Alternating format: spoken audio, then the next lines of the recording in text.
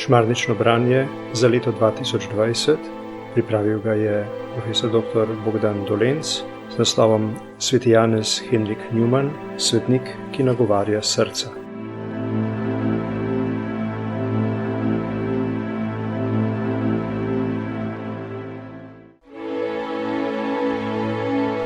Devetnajsti dan. Birmingham in Rim.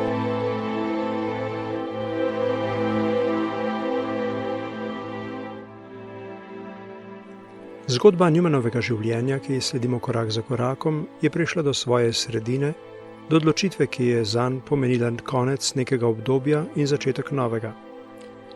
Po letih, ki jih je sam primerjal z razburkano plovbo, je prispel v pristan katoliške cerkve. Odrekel se je častem in udobju oksfordskega profesorja ter se pridružil manjšinski in zaničevani skupnosti sredi anglikanske večine. Ob koncu oktobra 1845 je Janez Henrik s prijatelji, ki so skupaj z njim postali katoličani, zapustil Littlemore.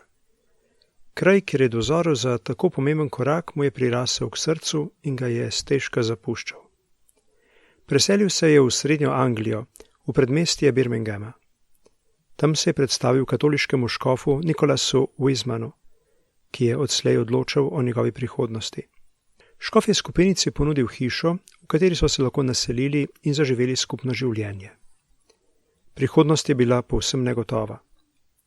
V pesmi, ki jo je Newman napisal na potovanju po Sredozemlju, beremo: Ne prosim, da bi v širne zrl daljave, ne vidim pred seboj le za korak. To niso bila samo pobožna čustva v lepih verzih, ampak je tako tudi zares razmišljal.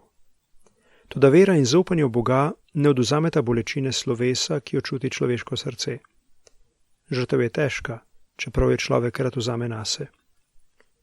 Ob prestopu je izgubil večino svojih prijateljev. Nekateri so se mu pridružili, bili so dobri prijatelji, vendar vsi dosti mlajši od njega.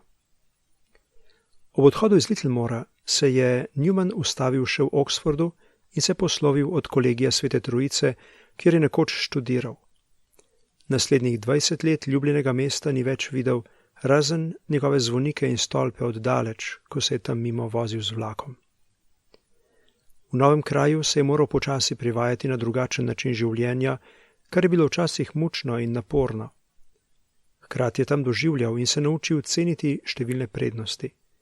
Največja je bila ta, da je lahko v kapeli doživljal resnično navzočnost Gospoda v najsvetejšem zakramentu.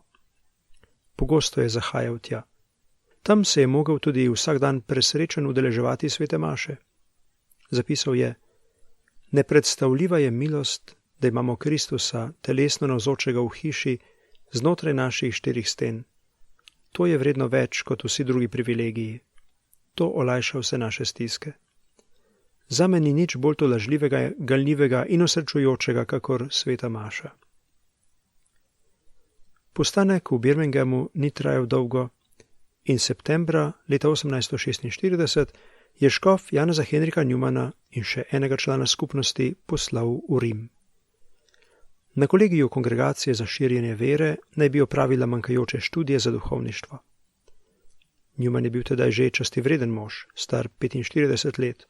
Občutek, da mora spet v šolo kot kakšen študent, ni bil prijeten, a tudi na to je bil pripravljen. Mučila pa ga je negotovost glede prihodnosti. Kaj Bog pričakuje od njega? Posvečen bo za duhovnika, kaj pa potem? Morda bi bilo najbolje, da se skupaj s prijatelji pridruži kakšnemu redu. Toda kateremu? Iz Newmanovih duhovnih spisov. Vsi vemo, da je materina tolažba nekaj čisto posebnega. Marija je naša mati. Ona nas mora na poseben način tolažiti, ker je bolj trpela, kakor običajno trpijo matere. Po Jezusovem rojstvu je bežala v poganski Egipt. Po njegovem nebohodu pa je morala bežati v poganski Efes, kjer je živela in umrla. Kljub Janezovi skrbi zanjo je bila tujka in romarica na zemlji. Kraljica vseh svetnikov, prosi za nas. Sveti Janez Henrik Newman, prosi za nas.